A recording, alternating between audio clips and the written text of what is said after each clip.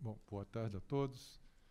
Hoje estamos aqui encerrando esse ciclo do Rio de Janeiro na literatura e eu já gostaria, desde logo, convidar a todos para o próximo ciclo, no mês de outubro, que se intitula Obras-Primas da Literatura Universal.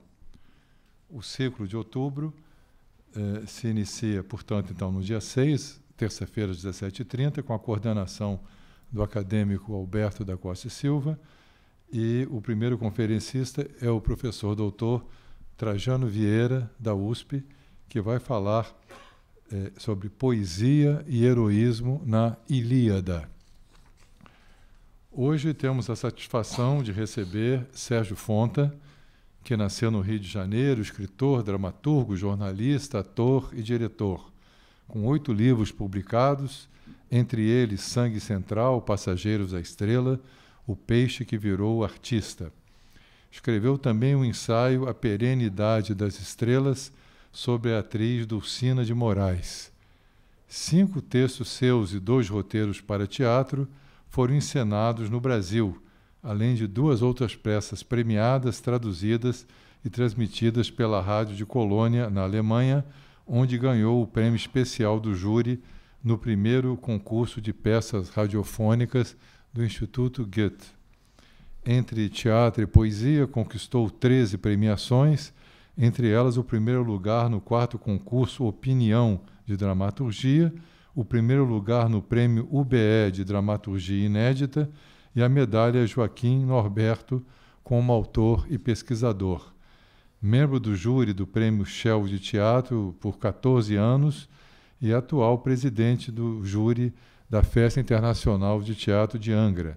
Membro titular do PEN Clube do Brasil, na vaga de Dias Gomes, da Academia Brasileira de Arte, na cadeira 40, cujo patrono é Arthur Azevedo, e da Academia Carioca de Letras, na cadeira 14, cujo patrono é Dom Pedro II, e para a qual foi eleito em 2014. Há uma crônica de Clarice Lispector, com o poema do autor, publicado na Coluna da Escritora e que consta do volume A Descoberta do Mundo.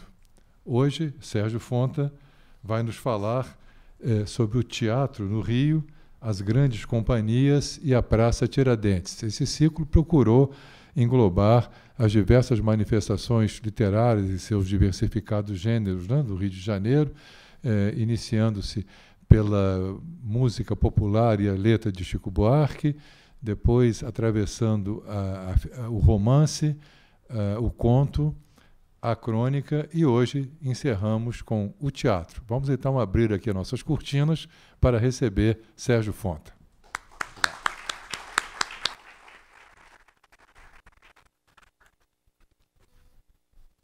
Acadêmico Antônio Carlos Sequim, coordenador do oportuno e bem estruturado ciclo O Rio de Janeiro na Literatura, ilustres acadêmicas e acadêmicos, internautas, público aqui presente, Ricardo Cavalbim, presidente da Academia Carioca de Letras, boa tarde a todos.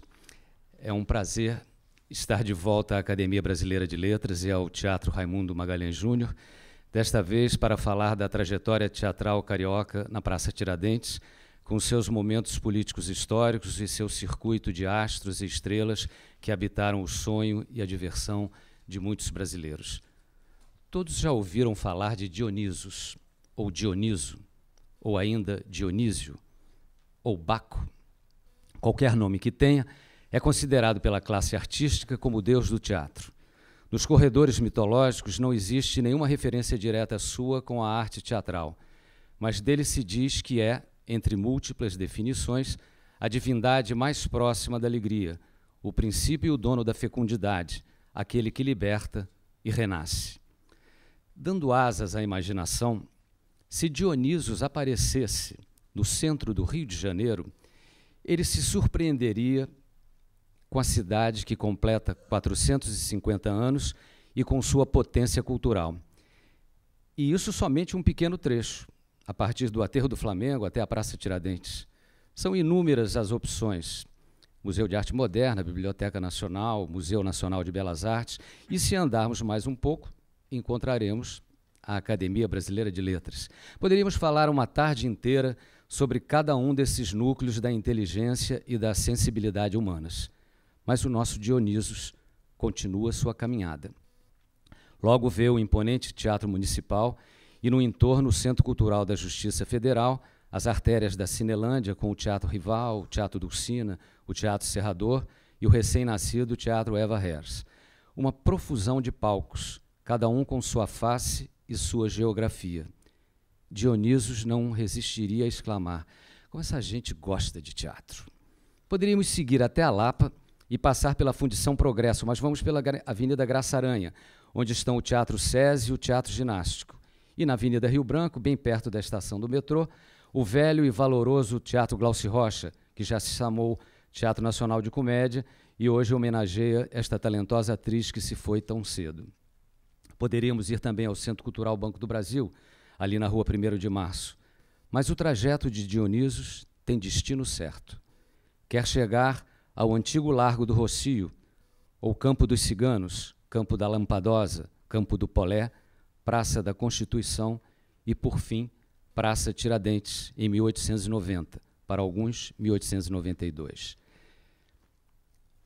Na Rua da Carioca, atravessando, ele prepara o pouso no espaço da imaginação. Aí sim, chegamos. Mergulharemos agora no passado de uma praça que tem história, história de teatro. Estamos em 12 de outubro de 1813. É nesta data que D. João VI inaugura o Real Teatro de São João, bem junto ao local que alguns anos depois terá o nome de Praça da Constituição. Segundo o professor e cenógrafo José Dias, em seu livro Teatros do Rio, do século XVIII ao século XX, aquela majestosa sala de espetáculos tinha capacidade para 1.020 pessoas na plateia e 4 ordens de camarotes, a perfazer o impressionante número de 108 deles. Em 1821, passa por uma substancial reforma, certamente para receber os importantes momentos históricos que estavam por vir naquele ano. A leitura do decreto pela voz do futuro imperador D. Pedro I, que aprovava os termos da Constituição elaborada por Portugal, e mais tarde a Assembleia que o mesmo D. Pedro jura as bases da futura Constituição. É também naquele teatro, em 1822, que mais uma vez D. Pedro, e por todos os motivos, do alto de um dos camarotes, mostra ao numeroso público presente a faixa verde e amarela, onde se lê Independência ou Morte. E em 1824, no mesmo teatro, comemora-se a assinatura da Constituição do Império do Brasil. O Real Teatro São João sofrerá gigantescos incêndios durante sua existência e sobreviverá a todos eles. O primeiro naquele mesmo 1824, após a cerimônia de assinatura e a apresentação de um drama religioso. No entanto, deixará de ser palco da história do Brasil para ser palco da história do entretenimento, e terá mais 5 nomes: Teatrinho Constitucional, enquanto se cuidava da recuperação do restante devido ao incêndio acontecido, Imperial Teatro de São Pedro de Alcântara, Teatro Constitucional Fluminense, Teatro São Pedro de Alcântara e, finalmente, e por justiça, Teatro João Caetano. Este extraordinário homem de teatro, nascido em Itaboraí, estado do Rio, em 1808 e morto em 1863, é o fundador da primeira companhia teatral brasileira e estabelece seu campo de ação na Praça Tiradentes. É no Imperial Teatro São Pedro de Alcântara que João Caetano começa a preparar sua carreira de glórias, notabilizado pelos dramas que encena, apesar de ter feito algumas comédias. Pode-se afirmar que, junto com João Caetano, nasce o teatro brasileiro, pois é através de 2 encenações produzidas, dirigidas e interpretadas por ele que surgem como autores os 2 pilares de nossa história teatral: Gonçalves de Magalhães, com Antônio José e o Poeta e a Inquisição, primeiro drama nacional, e Martins Pena, com Juiz de Paz na Roça, nossa primeira comédia. O teatro brasileiro chega sob o signo do riso, uma vez que tudo começa com Martins Pena e a implantação da comédia de costumes em contraponto ao surgimento do drama com Magalhães. Como aquele ano de 1838 foi antológico, não há como citar um sem citar o outro, pois, por uma curiosa coincidência, as duas máscaras teatrais, a comédia e a tragédia, moldam-se ao mesmo tempo, com diferença de poucos meses. Antônio José, em 13 de março, e Um Juiz de Paz na Roça, em 4 de outubro. Mas o selo Martins Pena permanece como a principal face do perfil do Teatro Nacional até os dias de hoje, embora tenhamos dramas de altíssima qualidade no currículo dramatúrgico, passados exatamente 177 anos. De qualquer forma, o riso e a predisposição do público a ele desagam em uma vertente interminável. João Caetano, responsável pelo lançamento de nossa dramaturgia, sempre exigiu mais do universo da arte de Dionísios. Inquieto, versátil e consciente, dedica-se a discutir e ensinar o fazer teatral através dos livros Lições Dramáticas, de 1837, e Reflexões Dramáticas, de 1862. É o primeiro artista brasileiro a entender que não se pode evoluir na arte dramática sem uma base teórica, sem uma reflexão sobre a técnica de interpretação e a essência de cada personagem, sobre o conteúdo de uma obra e seu sentido. Claro que Caetano o realiza por método que hoje seria rudimentar, sem deixar de ser lúcido. Mas não devemos esquecer que o teatro por aqui estava em estágio embrionário, além de sofrer, obviamente, a influência de Portugal e mesmo a pressão portuguesa, proveniente da classe teatral lusitana aqui residente. João Caetano incomodava com seu talento brasileiro. Havia uma competição bastante acirrada e, da parte de alguns, até mesmo mal intencionada.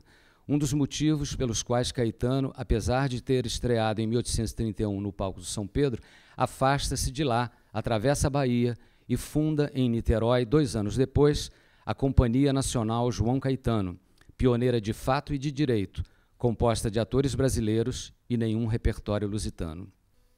Anos depois, retorna à Praça Tiradentes, já com sua própria companhia.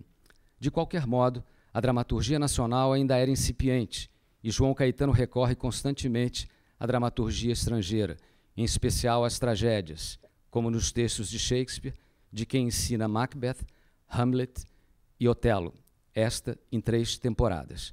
Destaca-se como um trágico por excelência. É um ator de enorme carisma e de temperamento também, com desempenhos de cores fortes e enorme poder sobre a plateia, sempre arrebatada por suas performances. Em Otelo, quando seu personagem descobre a tragédia em que se envolveu pela teia tecida por Iago e, movido pelo desespero, parte para cima de seu traidor, chega a rugir conscientemente como um leão. Os senhores já imaginaram? Antes de cravar a espada em Iago e por dentro gritar "Maldito!", ouve-se no teatro um rugido tonitruante de João Caetano ao pular sobre o traidor, um rugido mais poderoso que o do leão da Metro. Devia ser espantoso e espetacular. Nosso mestre, Machado de Assis, quando crítico teatral da revista O Espelho, em 1859, apesar de reconhecer o talento de Caetano, não lhe poupa os alfinetes quanto a uma das encenações de Otelo em Crônica de 9 de outubro. Aspas. Aprecio o senhor João Caetano. Conheço a sua posição brilhante na galeria dramática de nossa terra. Artista dotado de um raro talento, escreveu muitas das mais belas páginas da arte. Havia nele vigorosa iniciativa a esperar. Desejo, como desejam os que protestam contra a velha religião da arte, que debaixo de sua mão poderosa a plateia de seu teatro se eduque e tome uma nova face, uma nova direção. Ela se converteria, de certo, às suas ideias e não oscilaria entre as composições múmias que desfilam simultâneas pelo seu tablado. Fecha aspas. O crítico Décio de Almeida Prado, no livro João Caetano, o ator, o empresário, o repertório, também reconhece o incontestável valor do artista fluminense. Disse ele, durante 3 décadas, João Caetano foi o fulcro em torno do qual girou a atividade dramática brasileira. Amigos ou inimigos, companheiros de elenco ou adversários, portugueses ou brasileiros, veteranos ou estreantes, todos os atores que representaram no Rio de Janeiro entre 1835 e 1863 tiveram de se definir como artistas e como profissionais em relação a ele. Fecha aspas. Críticas à parte, João Caetano foi sem dúvida um astro dos palcos. Transformou-se em estátua e em nome de teatro. Emocionou e enfeitiçou as plateias com a chama de Dionisos, a chama que arde no peito dos vencedores e dos criadores, não a chama que ardeu furiosa por 3 vezes no Real Teatro de São João, naquele momento o Teatro São Pedro de Alcântara, transformando a Praça hoje Tiradentes em uma ribalta incandescente nos anos de 1824, 1851 e 1856. Sim, foram 3 sinistros. Os 2 últimos com São Pedro, já chamado Teatro Constitucional Fluminense, sob o comando e a liderança de Caetano, que o reergueu das cinzas, por 2 vezes, com fibra e coragem. A Praça Tiradentes foi povoada por companhias teatrais durante mais de um século. Até divas internacionais, como Eleonora Duse e Sarah Bernard, pisaram seu tablado. Seria impossível nominá-las todas com seus artistas maravilhosos, alguns deles fundamentais para a história do teatro, como Procópio Ferreira, Jaime Costa, Dercy Gonçalves, Oscarito, Grande Otelo, Eva Todor, Dulcina de Moraes e Bibi Ferreira, entre dezenas de outros. Embora muitos tenham desenvolvido suas carreiras em outros palcos da cidade, é na Tiradentes que encontram muitas vezes o chão de Dionisos, em sua carroça platinada de saltimbancos inesquecíveis. 2 deles, porém, cintilaram na Tiradentes: o supracitado João Caetano e Leopoldo Frois. O Dr. Frois, formado em Direito e só tendo defendido uma causa em toda a vida. A cidade de Niterói, que tantos valores deu à arte de Dionisos, pode levantar 2 bandeiras: ter sido o berço da primeira companhia teatral brasileira e, literalmente, o berço de Leopoldo Frois, pois é lá que ele nasce, em 1882, para tornar-se um ídolo. Arrebanha multidões a cada trabalho que faz em todos os cantos do país. E, claro, na Praça Tiradentes, onde brilha no Carlos Gomes e no João Caetano, teatros considerados mais populares que o Lírico, aonde o público mais sofisticado estava acostumado a assistir às comédias de Frois. Porém, todas as vezes em que ele ancorou sua companhia por lá, esse público foi junto e aprendeu o caminho da Praça Tiradentes. Vaidoso e elegante, desde criança, como conta Iris Frois, sobrinha de Leopoldo e filha de sua irmã Corina, na biografia romanceada que escreveu sobre o tio, Frois manteve o apuro no vestir durante toda a vida, sendo o galã que as mocinhas de seu tempo sonharam. Reina com facilidade nas comédias finas, no que poderia chamar-se de alta comédia, e nas românticas, e também nas operetas. Criado com fartura e requinte, Frois, já famoso, gostava de dirigir seu carro branco e conversível pelas ruas da cidade, circular na noite e no coração de muitas mulheres. Trabalha com mais assiduidade no Teatro Trianon, no Fênix, no Lírico e outros, mas esteve presente em muitos momentos nas casas da Praça Tiradentes, com sua companhia. Antes de abordar esse período, pensamos uma passagem curiosa na biografia escrita por Iris, que mostra bem a personalidade intensa do ator. No episódio, ele ainda é um principiante e trabalha em Portugal, na revista A Volta ao Mundo em 80 Dias. Um ator daquela produção, despeitado, vendo que ele agradava na peça, no meio de uma cena, resolve provocá-lo. Vais ver, ó brasileiro, o que é um português. E dá-lhe um monumental pontapé. Frois respira fundo, lembra-se dos tempos de adolescente rico, porém não alheio ao ritmo das esquinas, quando aprendeu a jogar capoeira, diz, sem pestanejar, vais ver o que é um brasileiro. E despacha-lhe um rabo de arraia que faz o sujeito entrar em órbita e estatelar-se no chão. O público pensa que tudo faz parte da cena e aplaude em delírio. Na sessão seguinte, o colega, ressabiado e espantado, mas curado do mal da inveja, dá um pontapé técnico, enquanto Frois, devidamente vingado, ouve o sussurro das coxias. Cuidado com o brasileiro! Quem poderia esperar? Um rapaz tão fino. Depois de Portugal, onde muito trabalhou, mora em Paris até voltar ao Rio. Forma sua primeira companhia em 1908, mas ainda não é aquela que leva seu nome. No entanto, já viaja com teatro por todo o país e é extremamente popular. Nos anos 1910, o empresário italiano Pasquale Segreto, que fez história na Praça Tiradentes, convida Frois para ser o diretor e ensaiador de sua companhia no Teatro São José. Naquele tempo não havia a figura do diretor, como é conhecido hoje, havia a figura do ensaiador. Com a companhia de Segreto, vai para São Paulo, onde conhece o escritor, dramaturgo e acadêmico Cláudio de Souza, fundador do PEN Clube do Brasil, eleito para a Academia Brasileira de Letras em 1924 e presidente desta casa em 1938. A empatia entre os dois é imediata. E em 1916, Frois como ator e Souza como autor alcançam o maior sucesso de suas carreiras, a peça Flores de Sombra. Já nos anos 1920, no mesmo Teatro São José, Frois apresenta a comédia dramática francesa Lua Cheia, ao lado de uma jovem atriz que se tornaria uma estrela anos mais tarde, Dulcina de Moraes. Leopoldo Frois, além de ser um ídolo e um ator meticuloso em determinadas criações de personagens, é um homem preocupado com os colegas. É dele que parte a ideia de criar uma casa onde os velhos artistas pudessem residir, depois de afastados da profissão, e envelhecer com dignidade. Ele mobiliza toda a classe e estava lançada então a semente do que é hoje o Retiro dos Artistas em Jacarepaguá. A Companhia Leopoldo Frois também é apontada como a primeira a sair do Brasil e apresentar-se fora dele com muito sucesso em 1926. Naquele tempo, as companhias tinham um repertório robusto. Em Excursão para Buenos Aires, por exemplo, Frois carrega nada menos que 15 peças, entre elas O Café do Felisberto, de Gastão Tojeiro, Quebranto, de Coelho Neto, além de Flores de Sombra e Lua Cheia. Escreve também o Dr. Frois. São de autoria sua a opereta Mimosa e a peça Senhorita Gasolina, entre outras. Em alguma hora, porém, o show tem de terminar.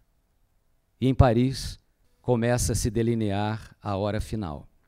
Ele filma a comédia Minha Noite de Núpcias, apanha uma gripe que nunca mais passa, transforma-se em tuberculose e o leva embora do mundo do teatro num sanatório em Davos, na Suíça, em 1932.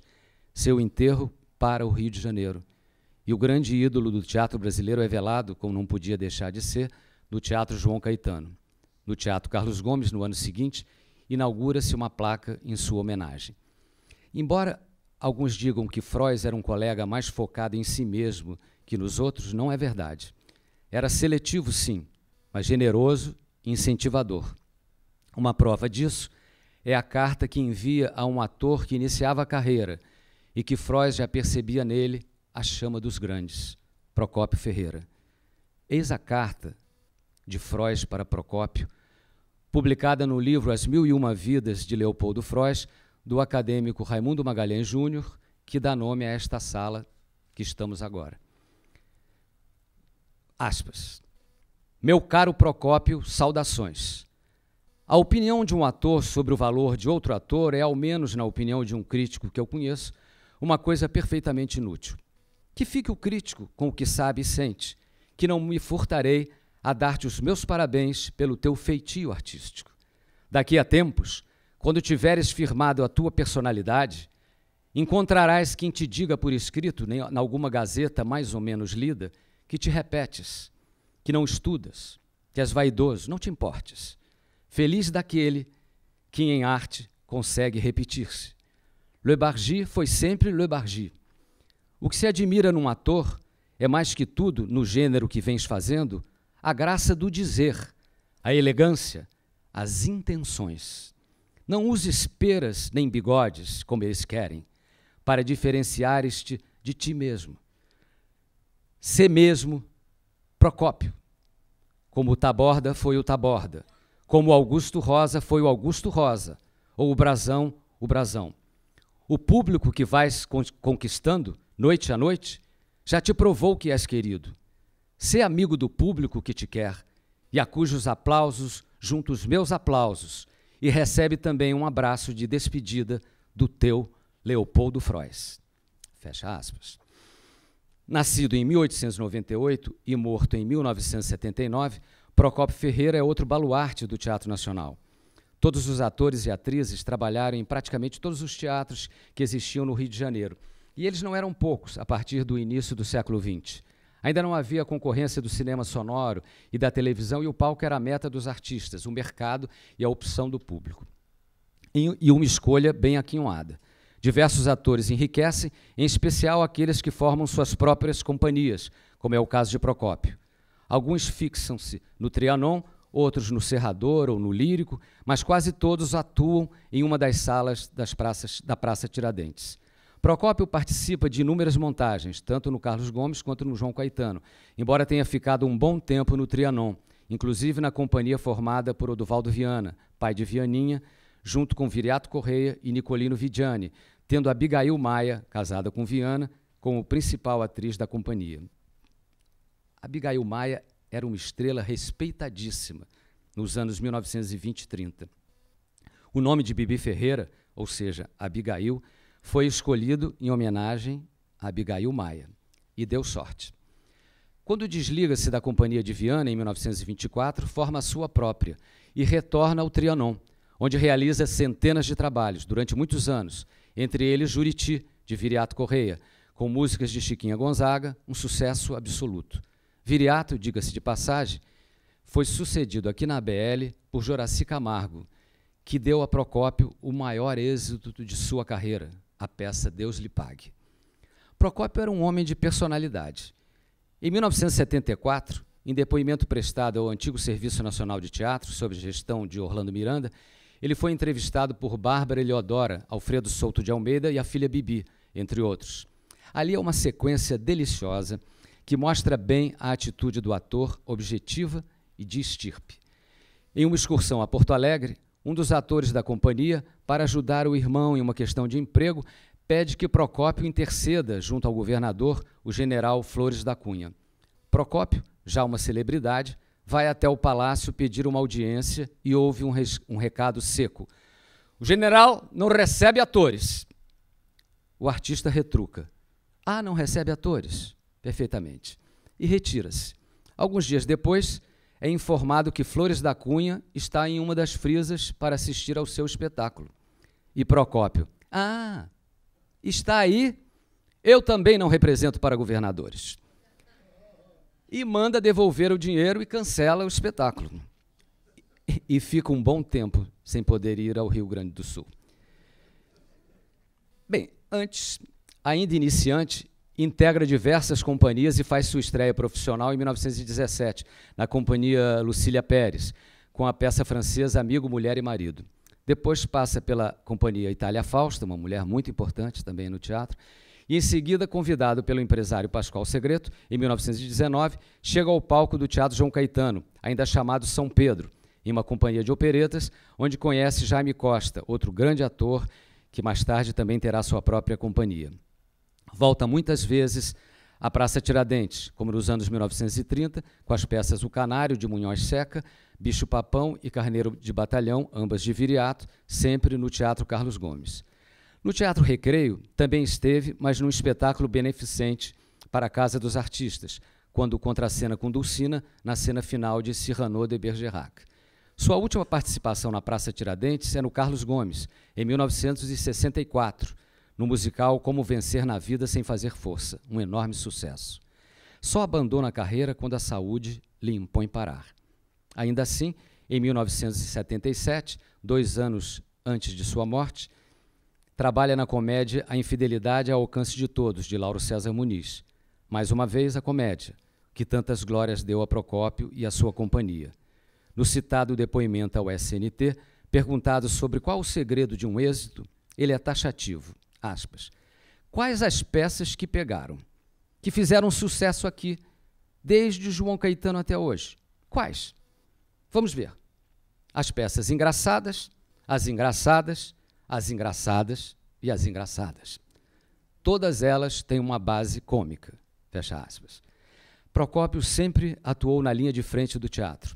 Escreveu livros, incentivou colegas, teve grandes amores e uma filha eterna, que até hoje ilumina nossos palcos. No livro Procópio Ferreira, o mágico da expressão, da jornalista Jalusa Barcelos, há uma frase do ator que mostra sua sensibilidade salpicada de leve nostalgia e amor pelo palco. Diz ele, um teatro vazio me dá a impressão que a vida foi ontem. Fecha aspas. Com as companhias de João Caetano, Leopoldo Frois e Procópio Ferreira está firmada a Santíssima Trindade do teatro brasileiro no espaço triunfal da Praça Tiradentes. No entanto, muitas outras companhias brilharam por lá, como a Companhia Trololó de Jardel Gérculos e a Companhia Jaime Costa. O potencial feminino também não ficava atrás, com as companhias Abigail Maia, Lucília Pérez, Dulcina Odilon, Eva e seus artistas, Margarida Max, Ismênia dos Santos, Dercy Gonçalves e Alda Garrido. Cada um desses nomes poderia ser uma palestra palpitante, tal a penetração deles na vida teatral carioca. Foram dezenas, talvez centenas, as companhias que frequentaram a antiga Praça da Constituição e muitos os teatros que proliferaram naquela área desde os tempos imperiais. Por isso, nosso recorte deteve-se em 3 dos principais ícones da arte de representar, assim como destacamos as salas de espetáculo que se solidificaram em seu entorno, 2 delas produtivas até hoje. Já extintos o Teatro Recreio e o Teatro São José, continuam em plena atividade o Teatro Carlos Gomes e o Teatro João Caetano. O Teatro São José, que também teve vários nomes, foi construído em 1881. Situava-se em frente ao Teatro João Caetano, do outro lado da praça, onde hoje há um hotel. Em 1931, também pega fogo e reabre como Cinema São José. Volta à sua origem da ribalta para atender a Bibi Ferreira, que se apresentava no Teatro Carlos Gomes com a peça Escândalos de 1950, quando o prédio também incendeia-se. O jornal A Noite, de 12 de maio daquele ano, conta que a empresa Pascoal Segreto, proprietária do São José, oferece o espaço à Bibi. Ela transfere a sua produção para lá e já reestreia na semana seguinte. Em seus últimos anos de existência, o Teatro São José fica famoso como realizador de bailes de carnaval bastante apimentados. Marca registrada da Praça Tiradentes, o teatro de revista surge em Paris no início do século XIX, como uma retrospectiva do ano. E no Brasil tem incursões sem maior repercussão em 1859 e 1875, como afirma Roberto Ruiz no livro O Teatro de Revista no Brasil, das origens à Primeira Guerra Mundial. Um novo alento vem com a revista de ano O Rio de Janeiro de 1877, de autoria do português Lino de Assunção e do brasileiríssimo maranhense Arthur Azevedo, um dos fundadores da Academia Brasileira de Letras. É o mesmo Azevedo que, junto com Moreira Sampaio, alcança o primeiro sucesso em revista com o Mandarim em 1884, no Teatro Príncipe Imperial, que não será outro senão o Teatro São José, anos depois. Segundo Ruiz, em Um Mandarim, é introduzida em nossos palcos a caricatura pessoal, não apenas aos fatos, mas às pessoas. Arthur Azevedo trará muitos outros trabalhos, não só na revista, como na comédia e outros gêneros, além de ser o autor de 2 clássicos, A Capital Federal e o Mambembe. Deixa seu nome para sempre marcado nas marquises teatrais até morrer, em 1908, mesmo ano da morte do símbolo máximo desta casa, Machado de Assis. Os senhores podem imaginar o tamanho da perda, o volume dessa dor cultural num mínimo espaço de tempo que nos subtrai de uma só vez criadores do porte de Machado e de Azevedo. É uma experiência amarga. Por si só, renderia uma outra palestra com 2 vertentes e uma só emoção. Mas o nosso viés, na tarde de hoje, é a busca de uma radiografia das companhias teatrais icônicas a partir da alma de seus criadores e da Praça Carioca mais intimamente interligada com a nossa história teatral, que é a Praça Tiradentes. Neste viés, cabe menos a tristeza e mais a alegria. E é de alegria que vive também o teatro de revista. De alegria, de humor, de música, de sátira. Com esses ingredientes, aliados a muita malícia, belas mulheres e uma iluminação feérica, tem como principal plataforma de lançamento, em especial durante a primeira metade do século XX, exatamente a Praça Tiradentes. Os cafés-concertos foram preponderantes no surgimento do teatro de revista, como confirma a historiadora Evelyn Furquim Werneck Lima, em A Arquitetura do Espetáculo, Teatros e Cinemas na Formação da Praça Tiradentes e da Cinelândia. Diz ela, no Rio de Janeiro, o café cantante tornou-se rapidamente café-concerto, agregando elementos tomados do empréstimo ao circo, às exibições de feira, ao bailado operístico. É notório o desenvolvimento do teatro de revista a partir da abertura dos cafés-concertos no Rio de Janeiro. Antes de a Praça Tiradentes transformar-se no imaginário da população, no reduto dos mais diversos gêneros e da própria arquitetura do espetáculo, os cafés cantantes foram surgindo em outras áreas do centro urbano, provavelmente em consequência das mudanças de hábito assimiladas pela sociedade fluminense, onde a pequena burguesia começava a emergir. Fecha aspas. O teatro recreio dramático, que acaba se popularizando como teatro recreio apenas, aparece com este nome em 1880 e é demolido em 1969. Ele ficava ao fundo da Rua do Espírito Santo, hoje Rua Dom Pedro I, a mesma do Teatro Carlos Gomes, mas com a fachada voltada para a frente da Praça Tiradentes. Possuía em seu terreno um bonito jardim com um bar muito frequentado. O Recreio foi o grande porto para o teatro de revista carioca até a metade do século XX. Não estávamos mais nem no primeiro nem no segundo reinado, a República já tinha sido proclamada há muito tempo e vivíamos o esplendor de o Rio de Janeiro ser a capital federal em seu auge.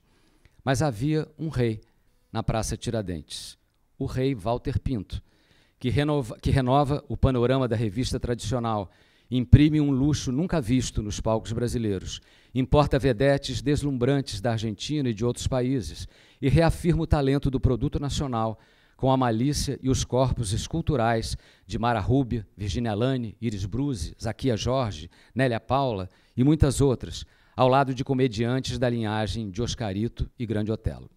No entanto, parte da imprensa não perdoava Walter Pinto e era contundente em suas críticas, considerando de baixíssimo nível o trabalho do empresário. Nas comemorações dos 90 anos de O Globo, na matéria sobre teatro, a jornalista Débora Guivelder destaca um comentário que mostra bem como reagia a elite jornalística da época. Quando Walter Pinto encena a revista Tem Bububu no Bobobó, o cronista Antônio Maria, em 6 de maio de 1959, é demolidor ao se referir a uma montagem anterior a Pinto e a atual. Diz ele: depois de botar para brambrar, o senhor Walter Pinto acaba de bater todos os recordes de mau gosto, com o título de sua nova revista Tem Bububu no Bobobó.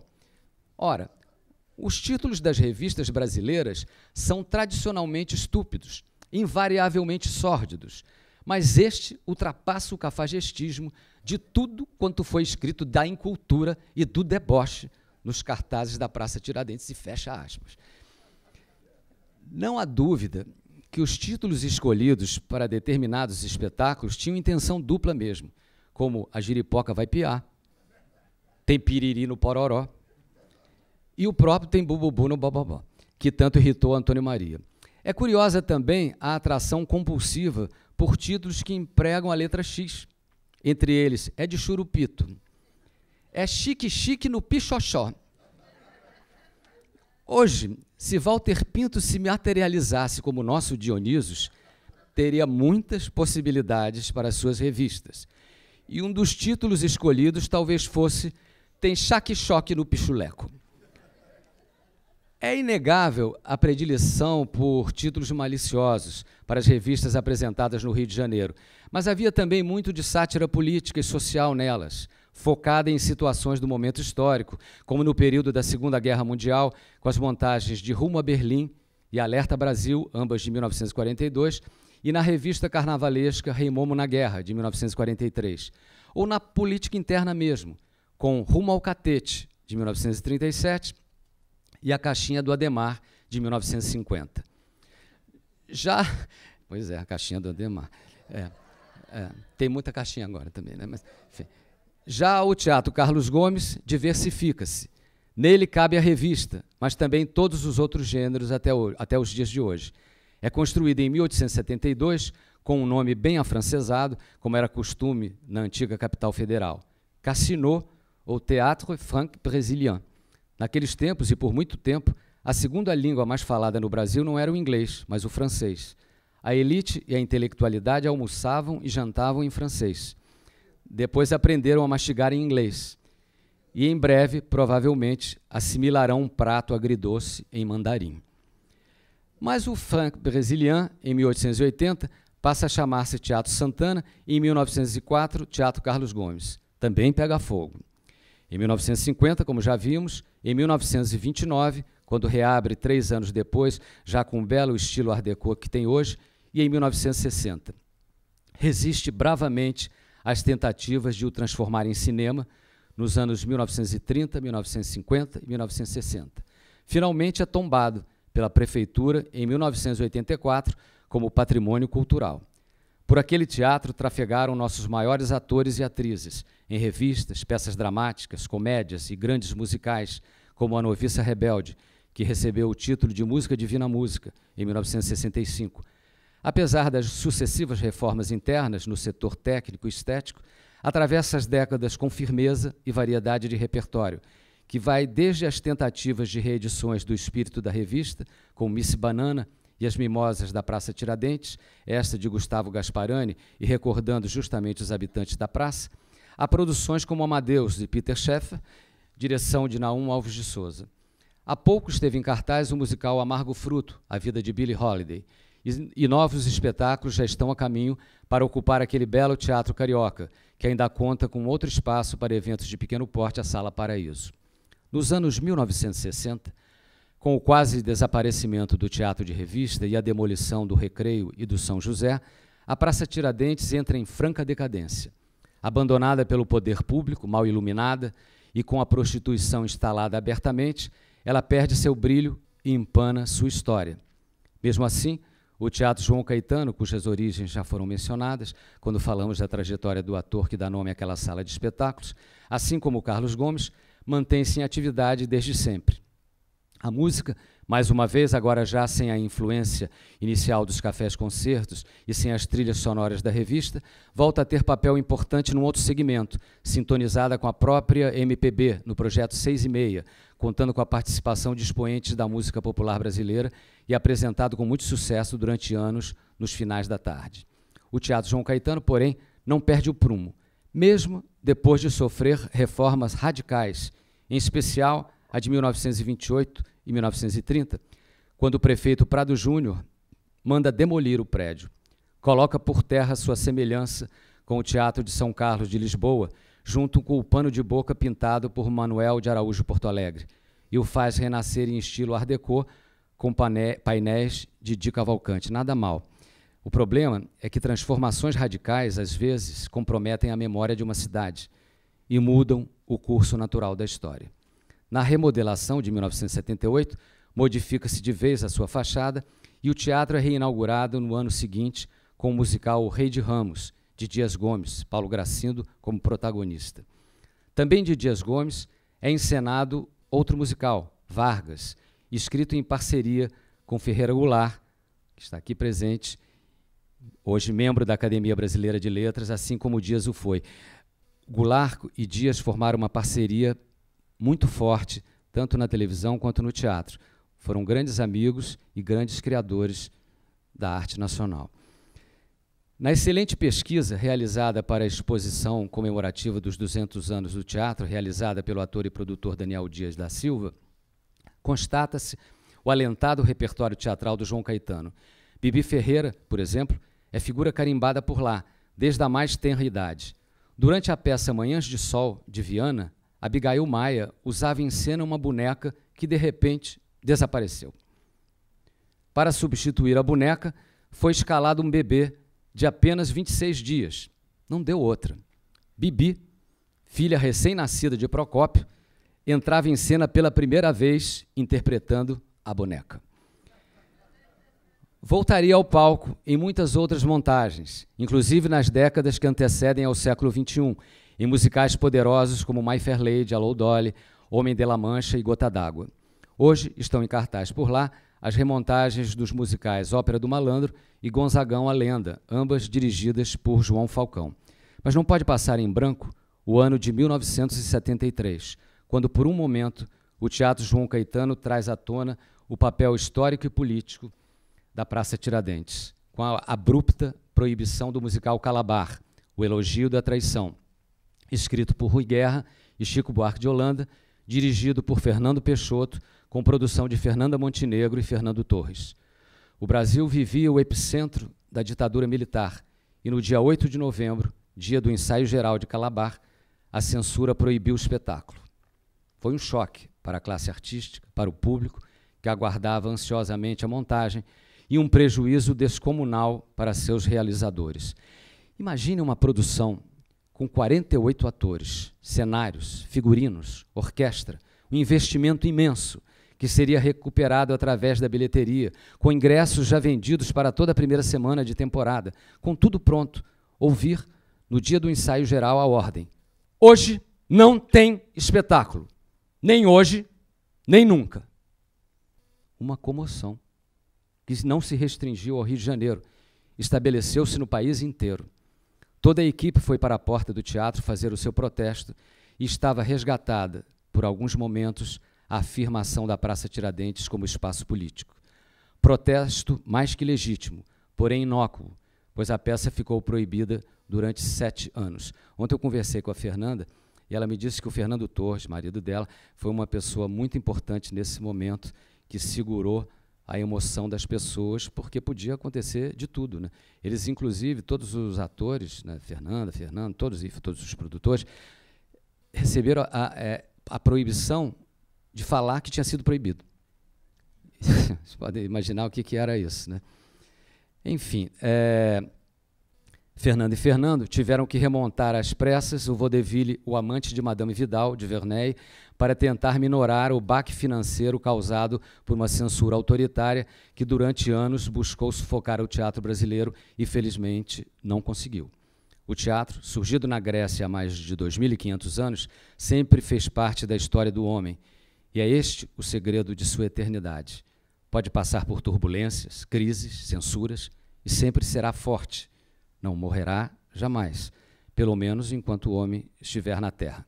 Dionísio sabe disso, e sabe também que sua visita ao Rio de Janeiro está para se encerrar.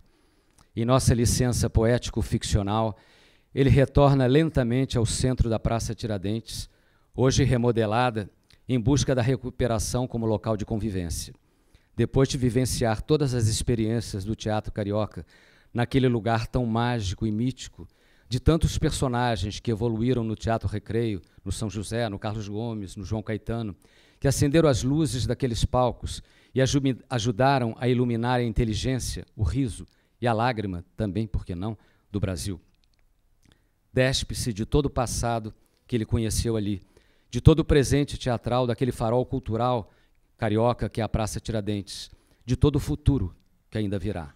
Salve João Caetano, Procópio, Jaime Costa, salve Leopoldo Frois, salve Arthur Azevedo, Luiz Peixoto, Chiquinha Gonzaga, Esmeira dos Santos, Mesquitinha, Walter Pinto, Dercy Otelo, o São Oscarito.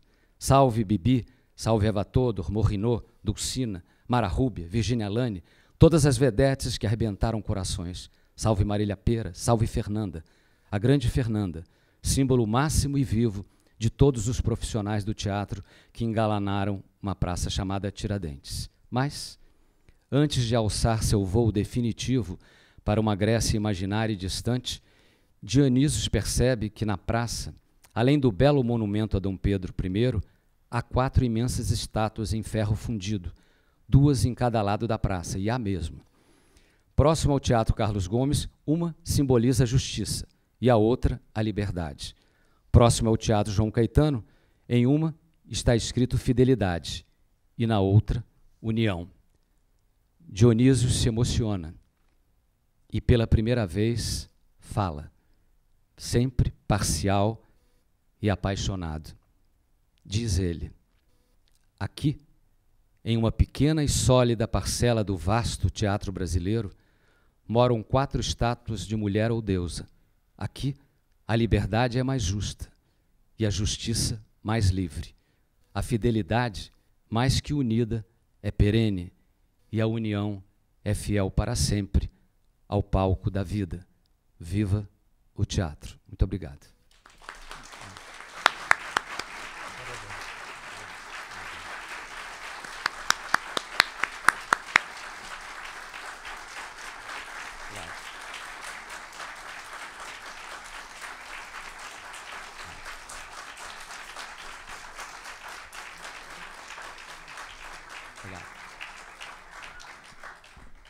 Então, nós agradecemos a Sérgio Fonta por essa bela conferência, né, que fechou o nosso ciclo, o Rio de Janeiro na literatura.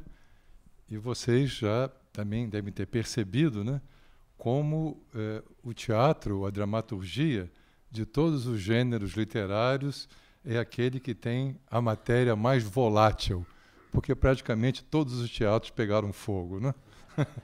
E resta, então, a nossa lembrança, né, dessa combustão, né, que pode ser da paixão, da representação, mas, infelizmente, também representou as cinzas concretas, né, e que levou o teatro a renascer de sua própria ruína.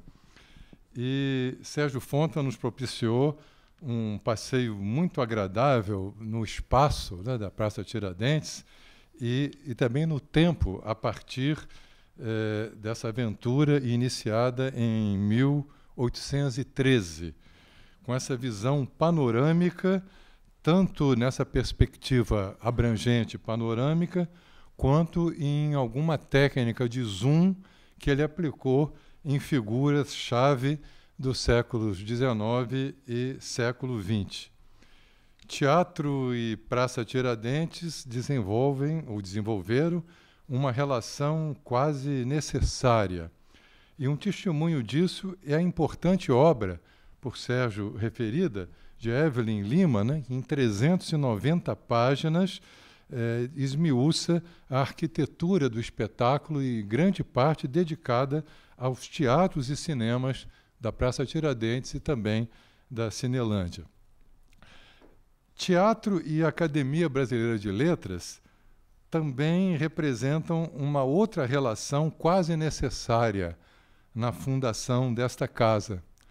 Basta dizer que dos 40 membros fundadores, nada menos do que 16 escreveram peças teatrais, seja em caráter incidental, quase episódico, como Joaquim Nabuco, que escreveu em francês L'Option, seja em caráter sistemático, como Arthur Azevedo, né, que praticamente toda a sua obra foi voltada ao teatro, seja por um contingente muito expressivo no conjunto de uma obra como a de Coelho Neto, que, como todos sabem, é um autor bastante prolífico, mas que tem nada menos do que 6 volumes inteiramente dedicados ao teatro, né, reunindo a sua produção entre dramas, comédias e apólogos.